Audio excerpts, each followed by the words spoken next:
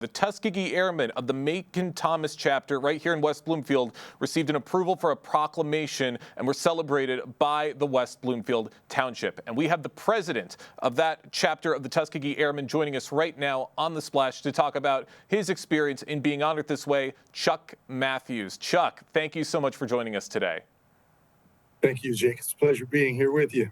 It's a pleasure to be talking with you. Really excited to be getting into this interview. I want to just start off for people who might not be aware. What can you tell us about the Macon-Thomas chapter of the Tuskegee Airmen? Well, the Macon-Thomas chapter was formulated. At one time, there was only one chapter in Michigan for the Tuskegee Airmen, and that was in Detroit. And they currently meet at Coleman Young Airport.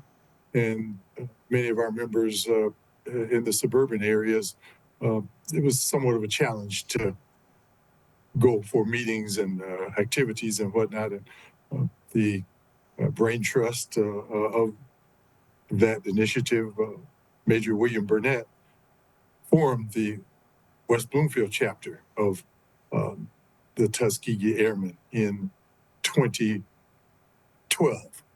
And it's been thriving and serving the community from that day on until now. That's absolutely right, and we thank you guys for everything that you're doing to support everyone here in West Bloomfield. Of course, the Tuskegee Airmen were the first African-American military aviators trained at Tuskegee Army Airfield in Alabama during World War II and served as pilots, navigators, and support staff, making significant contributions to the war effort and paving the way for desegregation in the U.S. Armed Forces. Chuck, did you have any contact or have you met any of these pilots that served during World War II? Yes, I have met a few at the convention last year in Washington, D.C. We met Lieutenant Colonel Woodhouse, Lieutenant Colonel Ivan Ware, met Lieutenant Colonel Harry Stewart, and we have a pilot who, all those individuals have passed away, by the way, since the convention last year. And there's an airman alive in American House in Dearborn Heights. His name is Cleveland Williams. I'm going to go meet with him on Thursday of next week.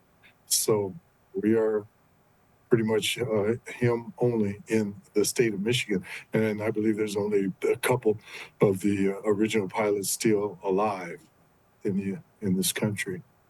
Well, the names of these pilots live on, and the work that they've done to support our country lives on as well. What connects you to the history of the Tuskegee Airmen? The accomplishments that resulted from the challenges, the trials, you can't do it, you're not built to do this, you don't have the leadership capabilities, so many of the negative things that were placed upon those pilots at that time, and it was made extremely difficult for them to achieve what they achieved.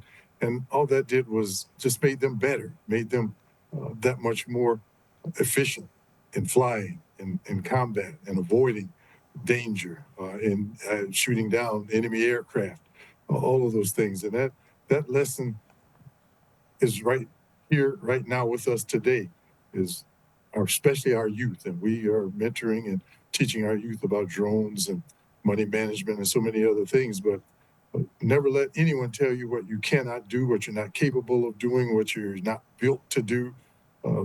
Do not believe any of that. You have greatness in you, and you just apply yourself and have that greatness be exhibited in your every aspect of one's life. That's absolutely right. Such positive words to instill in the minds of everyone here in Greater West Bloomfield. And you just touched on this a little bit, but I do want to get into it a little bit more of the things that you do for the West Bloomfield community in supporting the community as well as the Tuskegee Airmen. We participated with the Veterans Day activities at City Hall. Over there, we've done that in the past. There's the affair in August that's coming up. Can't remember the date. We talked about it at the meeting this past Monday.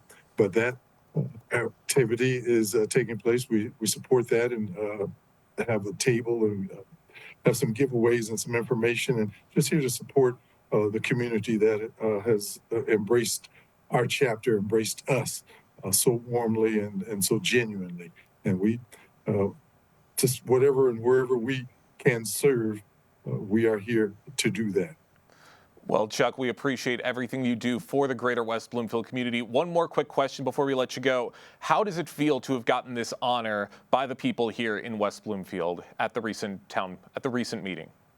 Oh, it's a tremendous honor. We had let them know that will be hosting our inaugural scholarship luncheon on March 22nd at Hope United Church on the service drive of the lodge, and we just asked it would be such an honor for us to have March 22nd be Tuskegee Airmen Day in the city of West Bloomfield, and they were so gracious in giving us that honor and providing that proclamation to and for us, and we are truly honored that the city council, township council would do that on our behalf, and we are grateful.